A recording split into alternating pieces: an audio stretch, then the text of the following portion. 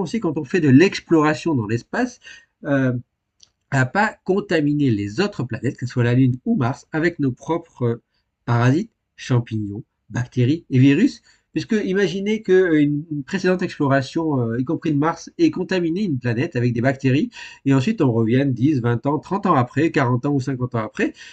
et on s'aperçoit que, en fait, ah chouette, on a trouvé une trace de la vie et des bactéries, et qu'en fait, en analysant ces bactéries, on s'aperçoit que c'était des bactéries terrestres qui ont été apportées par l'exploration. Eh bien ça, c'est la contamination de l'univers par nos activités humaines, eh bien c'est très sérieux, ça existe aussi, et ça va un peu contaminer cette science de l'exobiologie. Donc il faut savoir ce qui est du vrai, du faux, du contaminant, du pas contaminant, et donc ça c'est très compliqué à savoir. Et donc c'est pour ça qu'il y a des grands projets, que ce soit l'agence européenne, l'agence spatiale européenne, l'ESA, ou même la NASA dans le monde, qui étudie beaucoup